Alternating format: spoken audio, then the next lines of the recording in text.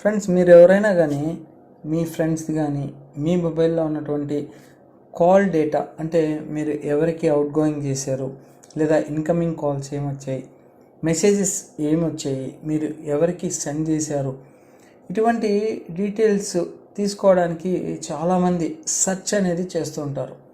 అలాగే మీరు ప్లే స్టోర్లోకి వెళ్ళేసి మొబైల్ డేటా అని చెప్పి టైప్ చేస్తే కొన్ని వందల రకాలైనటువంటి యాప్స్ అనేది అవైలబిలిటీలో ఉంటాయి.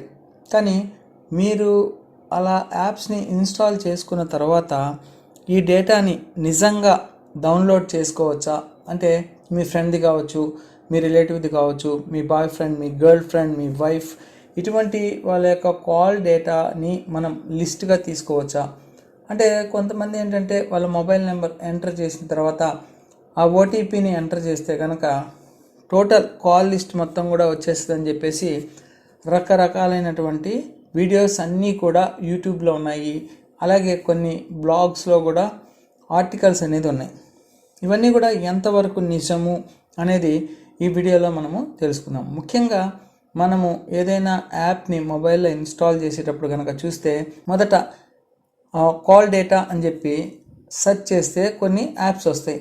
ఆ యాప్ని ఇన్స్టాల్ చేసేటప్పుడు కొన్ని రిస్ట్రిక్షన్స్ అడుగుతాయి. అంటే allow access your call data, call history while using the app అని చెప్పి రకరకాలైనటువంటి ఆప్షన్స్ వస్తాయి. అవన్నీ ఎప్పుడైతే మనం ఓకే చేస్తామో యాప్ అనేది అయితే ఇన్స్టాల్ అయిపోతుంది.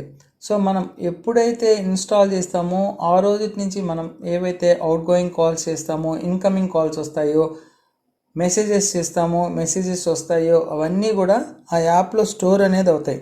పర్టికులర్గా ఎస్పెషల్లీ వాళ్ళు ఏమి డేటా అనేది ఇవ్వరు.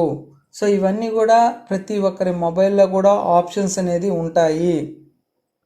సో అన్నెసరీగా మనం యాప్స్ అనేది ఇన్స్టాల్ చేసుకుంటాం అన్నమాట. అలాగే కొన్ని నెట్వర్క్స్ అయితే కనుక మన యొక్క యాప్లోనే ఆప్షన్ అనేది ఉంటుంది.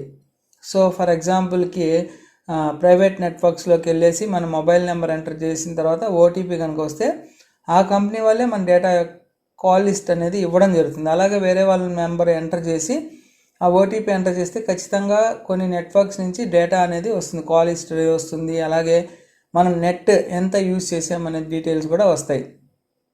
కానీ ఇక్కడ గుర్తుంచుకోవాల్సింది ఏంటంటే థర్డ్ పార్టీ యాప్స్కి ఇన్స్టాల్ చేసినప్పుడు ఆ యాప్లో మనం యాక్సెస్ కనుక ఇస్తే మన యొక్క డేటా మొత్తం కూడా వాళ్ళకి యాక్సెస్ అయ్యే అవకాశాలు ఎక్కువగా ఉంటాయి. కానీ వాళ్ళ సర్వర్లో స్టోర్ అవుతాయా లేదా అనేది మనకి కన్ఫామ్గా ఖచ్చితంగా అనేది చెప్పలేము. కానీ థర్డ్ పార్టీకి ఎందుకు యాక్సెస్ అనేది ఇవ్వాలి? ఆల్రెడీ మన మొబైల్లోనే మొత్తం ఉంది కదా. సో అటువంటి అప్పుడు మనం వేరే వాళ్ళకి యాక్సెస్ ఎందుకు ఇవ్వాలి? సో ఇలా కాకుండా ఎవరిదైనా కానీ మనం ఇతరులది డేటా యాక్సెస్ చేసుకోవాలి అని అనుకుంటే కనుక అది ఇంపాసిబుల్. ఇది కేవలం ఒక పోలీసు శాఖ వారికి మాత్రమే అధికారం అనేది ఉంటుంది, వాళ్ళు మాత్రమే యాక్సెస్ అనేది ఉంటుంది. కాబట్టి మీరు థర్డ్ పార్టీకి సంబంధించినటువంటి యాప్స్ ఇన్స్టాల్ చేయడము, యూట్యూబ్లో చూపించిన విధంగా కొన్ని యాప్స్ని ఇన్స్టాల్ చేసుకోవడము, వెబ్సైట్లో లాగిన్ అవ్వడము, ఇటువంటివన్నీ కూడా దయచేసి చేయొద్దు. ఎందుకంటే సెక్యూరిటీ ప్రాబ్లం, సైబర్ క్రైమ్స్ జరిగే అవకాశాలు ఎక్కువగా ఉంటాయి. కాబట్టి కాల్ డేటా తీసుకోవడం అనేది యాప్స్ ద్వారా అనేది ఇంపాసిబుల్. సో ఈ వీడియో ఒక ఎడ్యుకేషన్ పర్పస్ మాత్రమే చేస్తున్నాను. మీకు వీడియో నచ్చినట్లయితే లైక్ చేయండి. సో మన ఛానల్ని ఇప్పుడే కనుక విజిట్ చేస్తుంటే ఖచ్చితంగా సబ్స్క్రైబ్ అనేది చేసుకోండి. Thank you friends.